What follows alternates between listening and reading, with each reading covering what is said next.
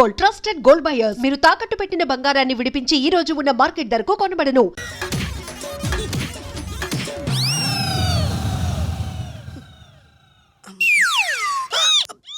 ఏంట్రా ఈసారి ఎందుకు ఓపెన్ చేసావురా? మోయ్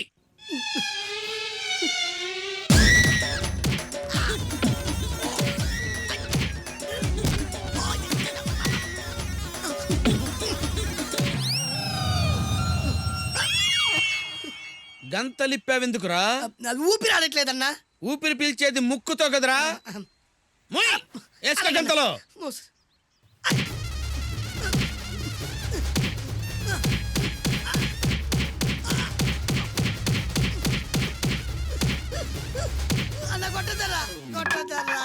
ఏరా నా ముందే కామెడీ ట్రాక్లు చేస్తావురా?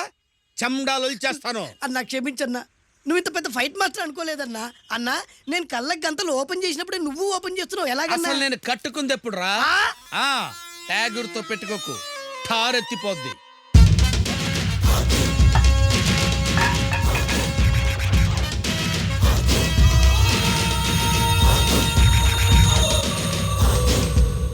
వంశీ జిందాబాద్, వంశీ జిందాబాద్, వంశీ జిందాబాద్, వంశీ జిందాబాద్, వంశీ జిందాబాద్, వంశీ జిందాబాద్, వంశీ జిందాబాద్.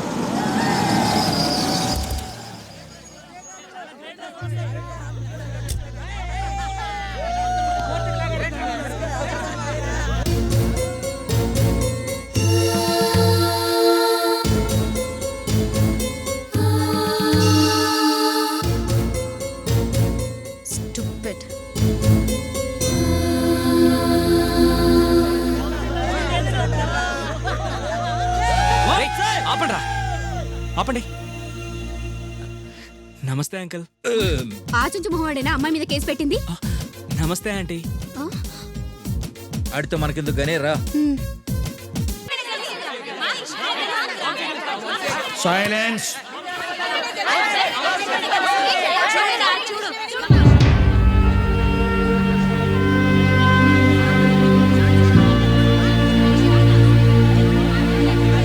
సైలెన్స్. ఇది లాల్ బహదూర్ స్టేడియం కాదు. ఇక్కడ జరుగుతుంది ఇండియా పాకిస్తాన్ క్రికెట్ మ్యాచ్ కాదు. సైలెన్స్ గా ఉండండి, లేకపోతే బయటికి పంపించాల్సి వస్తుంది. కూర్చోండి.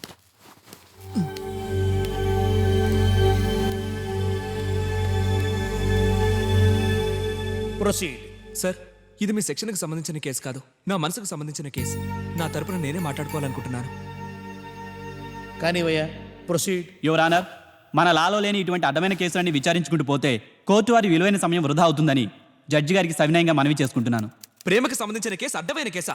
అటువంటప్పుడు పాఠ్య పుస్తకాల్లో రోమియో జూలియట్, షాజహాన్ ముంతాజ్, దేవదాస్ పార్వతీల ప్రేమ కథల్ని పాఠాలుగా ఎందుకు ఎక్కించారు? ప్రేమ అంత అడ్డమైందన్నప్పుడు అవి మాత్రం ఎందుకు? తీసేయండి.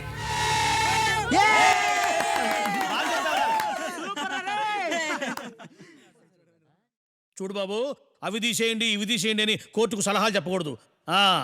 చూడమ్మా, కోర్టులో అన్ని నిజాలే చెప్పాలి. నాకు అబద్ధాలు చెప్పాల్సిన అవసరం లేదు సార్. సరే, పరీక్షలు మానేస్తే ఈ అబ్బాయిని ప్రేమిస్తానని చెప్పావా? చెప్పాను సార్. అలా ఎందుకు చెప్పావమ్మా? చెప్పమ్మా. అతను మానేస్తాడు అనుకోలేదు. మానడు అని నువ్వెలా అనుకున్నావు? నేనే కాదు సార్, వాళ్ళ నాన్న గురించి తెలిసిన ప్రతి వాళ్ళు అలాగే అనుకుంటారు. వాళ్ళ నాన్న ప్రతి నెల 4,000 సంపాదించే చిన్న అకౌంటెంట్. ఓహో. ఇతనికి వచ్చే 35 మార్కులకి అకౌంటెంట్ కాదు కదా, కనీసం గవర్నమెంట్ ఆఫీస్ లో ప్యూన్ కూడా అవడని అతని భవిష్యత్తు కోసం వాళ్ళ నాన్న ఆయన ఉద్యోగానికి వాలంటరీ రిటైర్మెంట్ ఇచ్చారు. ఈ సంవత్సరం అతను పాస్ అవ్వకపోతే వాళ్ళ నాన్న జాబ్ పోతుందని, తన లైఫ్ పోతుందని తెలిసి కూడా పరీక్షలు మానేస్తాడని అసలు ఎవరైనా అనుకుంటారా సార్? పోనీ అలా ఇంకెవరైనా చేస్తారా? కరెక్ట్ గా చెప్పావమ్మా. ఈ నా కొడుకు తప్ప ఇంకెవడు మానేడు. పొరపాటు సార్. ప్రేమ కోసం మా అబ్బాయిలు ఏమైనా చేస్తారు. పరీక్షలు మానేయడమే కాదు సార్, ఆ అమ్మాయి ఐ లవ్ యూ చెప్తానంటే ఈ క్షణమే చచ్చిపోవడానికైనా సిద్ధమే సార్. నేనే కాదు సార్, ప్రేమించిన అమ్మాయి కోసం ఏ అబ్బాయినా ఏమైనా చేయగలడు. కానీ అమ్మాయిలు చేయలేరు. వాళ్ళకేం తెలుసు సార్ ప్రేమ గురించి? ప్రేమలో ఫెయిల్ అయినందుకు తాగుబోతైంది దేవదాసే కానీ పార్వతి కాదు. ఏ చరిత్ర తీసుకున్నా సరే, ప్రేమించి విడిపోతే బాధపడింది మగవాడే కానీ ఆడది కాదు.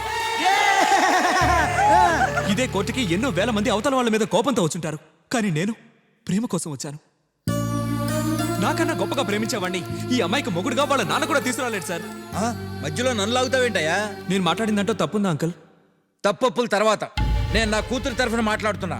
ఏ తండ్రి అయినా తన కూతురికి తనకన్నా ఓ మెట్టు పైన వాడికి ఇచ్చేయాలనుకుంటాడు. నా కూతురు ఫస్ట్ క్లాస్ స్టూడెంట్. నీలాంటి బోడి 35 మార్కులు కానీ ఎందుకు ప్రేమించాలో చెప్పు. ఆయనే కాదు నేను అడుగుతున్నాను, ఎందుకు ప్రేమించాలి చెప్పరా? అడుగుతున్నారు కదయ్యా, సమాధానం చెప్పు. 35 మార్కులు వచ్చిన వాడికి ప్రేమించే హక్కు లేదా స్వామి? 90 మార్కులు వచ్చిన వాడికే ప్రేమలు పెళ్ళిలా స్వామి. నమో నమో నమయ్యా.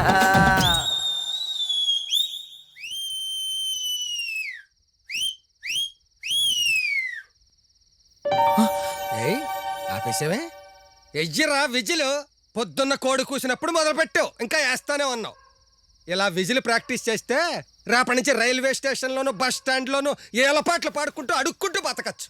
ఎత్తవా మా కడుపుని చెడపుట్టేవరా. నువ్వేం బాధపడక నాన్న, ఏదో ఒక రోజు ఆయన నిన్ను చూసి ఏలవేసే రోజు వస్తుంది. నువ్వు పడుకోమ్మా. వంశీ కృష్ణవేణిల ప్రేమపై కోర్టు ఈరోజు తీర్పునిస్తుంది. దీని గురించి అమ్మాయిలు ఏమనుకుంటున్నారో విద్దామా? కృష్ణవేణి చేసిన దాంట్లో తప్పేంటి? అసలు ఈ అబ్బాయిలు అమ్మాయిల వెంట ఎందుకు పడాలి చెప్పండి. ఖచ్చితంగా కృష్ణవేణి గెలుస్తుంది. నో, వంశీ గెలుస్తాడు. కృష్ణవేణి చేసిన తప్పు. 100% మనం గెలుస్తారా? నువ్వు కాన్ఫిడెంట్ గా ఉండు. ఓకేరా తీస్తారా?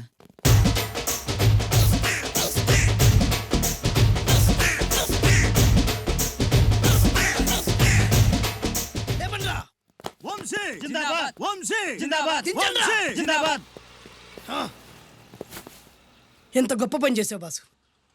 వన్స్ అపాన్ ఎ టైం నేను కూడా నీలాగే ప్రేమించాను. ఆ ఆడది నన్ను ఎర్రి పప్పలా తిప్పించుకొని వదిలేసింది. ఫ్లాష్ బ్యాకా? అలాంటిదే ఫ్లాష్ బ్యాక్లో నా పేరు వేటూరి సుందర రామ్మూర్తి. ఆ పేరు మీకు సూట్ అవ్వలేదే. నీ పేరేం పేరు? అరవింద్. ఏమాత్రమైన సూట్ అయిందా? మూసుకొని చెప్పే ఫ్లాష్ బ్యాక్ విను. ఆ రోజు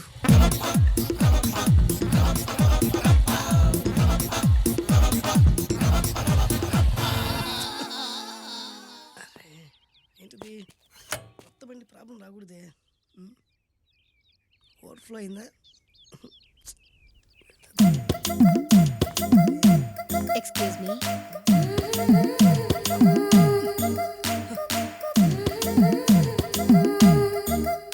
టైం ఎంతండి? 12. నేను 12 ఏళ్లకే పైట వేసుకున్నాను. అందుకే 12 అనగానే పైట జారుతుంది. ఏమీ అనుకోకండి. పర్లేదు. నీ పేరేం పేరు? వరలక్ష్మి. వరలక్ష్మి పైట జారింది. ఆ 1.5 నిమిషంలోనే నా మనసు జారిపోయింది. ఆ బలమైన అందాల్ని చూస్తూ నా మనసు బలహీన పడిపోయింది. ప్రతిరోజు పార్కులో వాచ్మెన్ కంటే ముందెళ్ళి గేట్లు తెరుచుకొని ఎదురు చెట్ల కింద ఉన్న ఎల్లో బాల మీద కూర్చొని ప్రేమించుకునే వాళ్ళం. వరా అంటే నాకు ఇష్టం. చూస్తూ ఉండగానే ఆస్తులన్నీ కరిగిపోయాయి. వరా లావెక్కింది. వరా అంటే నాకు ఇష్టం, నేనంటే వరాకి ఇష్టం. అలా ఇద్దరం ప్రేమించుకున్నాం. చివరికి నేను ఎదురు చూస్తున్న రోజు రానే వచ్చింది. సుందర్, ఏంటి అర్జెంట్గా రమ్మని కబురు పెట్టావు? పెళ్లి మ్యాటర్ మాట్లాడడానికి. Thank you very much. నా పెళ్లికి నువ్వు తప్పకుండా రావాలి. ఎవరుగా? నా పెళ్ళికి నేను రాకుండా ఎలా ఉంటా? నేను మాట్లాడేది నా పెళ్లి గురించి. రండి. నేను పెళ్లి చేసుకోబోయేది ఇతన్ని. పేరు బేస్బాబు. హాయ్. ఈ ఉంగరాలు నగలు అవన్నీ మీరిచ్చిన గిఫ్ట్లే. వస్తాను ఫ్రెండ్. పదండి. బాయ్.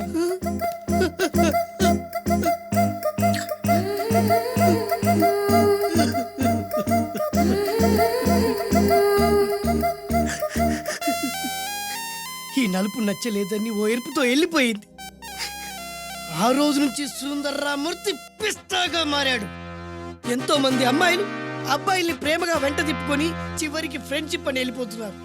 ఈ అన్యాయానికి న్యాయం జరగాలి. చెప్పు, ఏం చేయమంటావు?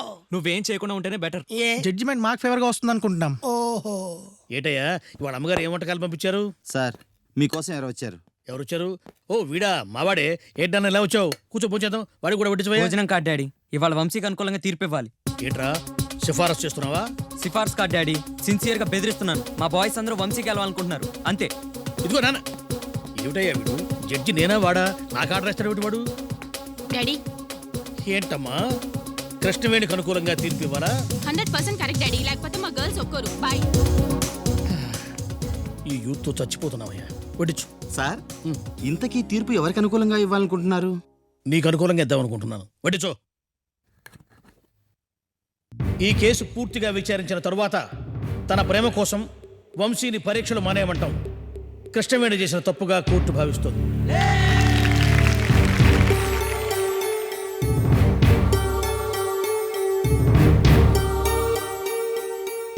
అందుకే వంశీ మళ్లీ పరీక్షలు రాయడానికి వెంటనే అనుమతించవలసిందిగా విద్యాశాఖకు సిఫారసు చేస్తున్నాను. సార్ నేను కోర్టుకు వచ్చింది ప్రేమ కోసం, పరీక్షలు రాయడానికి పర్మిషన్ కోసం కాదు సార్. చెప్పుతో కొడతా. క్షమించండి సార్, మీరు అదే తీర్పు ఇవ్వండి. సలహాలు ఇవ్వకండి, కూర్చోండి. వంశీ పరీక్షలు రాసేందుకు అయ్యే ఖర్చు మొత్తం కృష్ణవేణి భరించాల్సిందిగా తీర్పు ఇస్తున్నాను. అలాగే వంశీ మళ్ళీ కృష్ణవేణి వెంటబడ్డా ప్రేమించమని వేధించిన కోర్టు తీవ్రంగా పరిగణిస్తుంది. No, no, no! ఇది చాలా అన్యాయం, యువర్ ఆనర్. ఈ అన్యాయాన్ని మా యూత్ ఒప్పుకోదు. అతను ప్రేమ కోసం కోర్టుకు వస్తే మీరు పరీక్షలు రాయమని తీర్పునిస్తారా? దీన్ని మేము ఒప్పుకోం. నువ్వెవరు? దగాపడ్డ ప్రేమికుణ్ణి సార్. ప్రేమ కోసం ఇదే కోర్టులో అవసరమైతే ప్రాణాలు ఇవ్వడానికి కూడా సిద్ధంగా ఉన్నాను సార్. అతన్ని అరెస్ట్ చేయండి. అయ్యా ధర్మ ప్రభువులు, మీకు ఇది న్యాయం కాదు. ప్రేమకు న్యాయం చేయండి. ప్రేమ జిందాబాద్. వంశీ నాయకత్వం వర్ధిల్లాలి. ప్రేమ వర్ధిల్లాలి. చూడు వంశీ, ఈ తీర్పును గౌరవించి మీరు మీ జీవితాల్లో సరిదిద్దుకోవలసిందిగా సలహా ఇస్తున్నాను. నాదొక చిన్న కోరిక సార్. ఏమిటది? 10 నిమిషాలు మీ అందరి సమక్షంలో కృష్ణవేణితో మాట్లాడడానికి అనుమతి ఇవ్వండి సార్. ఓకే.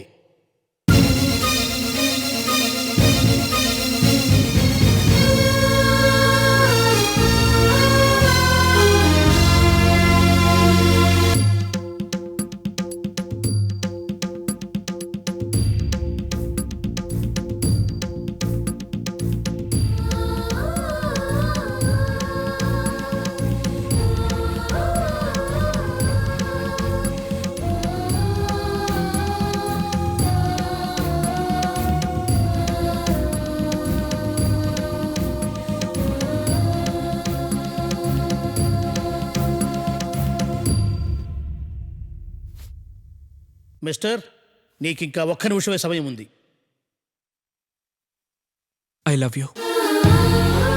ప్రపంచంలో ఎంత గొప్ప ప్రేమికుడికైనా చెప్పడానికి ఇంతకంటే గొప్ప మాట్లేదు. నన్ను అర్థం చేసుకో కృష్ణవేణి.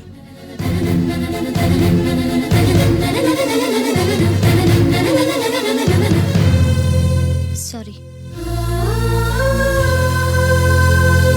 రేయ్, కోర్టు నిజంగానే ప్రేమను గెలిపించిందిరా. నీ ప్రేమని కాదు, మా తల్లిదండ్రుల ప్రేమని. ఆ జడ్జి నీ కళ్ళలో ప్రేమ కంటే మా కడుపులో బాధనే ఎక్కువగా అర్థం చేసుకున్నట్టున్నాడు. అందుకే నేను ఆశపడ్డట్టుగానే నీకు మళ్ళీ పరీక్ష రాసే అవకాశం వచ్చింది. ఇది అవకాశం కాదురా, అదృష్టం. చాలా క్లారిటీగా చెప్తున్నాను. అదృష్టం ఒకేసారి తలుపు కొడుతుంది, దురదృష్టం తీసేదాకా కొడుతుంది. ఈ అవకాశాన్ని వదులుకోద్దురా.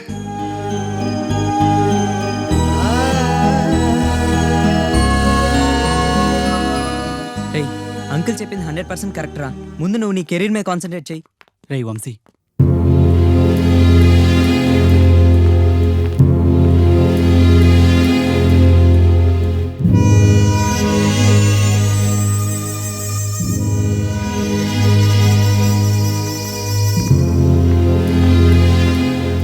కోర్టు కట్టమన్న నీ ఎగ్జామ్ ఫీజు కట్టొచ్చాను. ఇదిగో చలానా. ఇలాంటి వాళ్ళు పాస్ అవరని కోర్టుకి తెలీదు. తెలుసుంటే జడ్జి గారు ఇలాంటి తీర్పిచ్చేవారు కాదు. మళ్ళీ పరీక్షలు రాయటం కాకుండా ఏ బడ్డీ కొట్టో పెట్టుకోవడానికి డబ్బులు ఇమ్మని చెప్పుంటే జాలిపడి ఇంకో 5,000 ఎక్స్ట్రా ఇచ్చేదాన్ని. కనీసం లైఫ్ అన్నా సెటిల్ అయి ఉండేది. Poor fellow. అదండి. నువ్వు ఆ అమ్మాయికి సమాధానం చెప్పడానికైనా పాస్ అవ్వాలరా. అవునరా.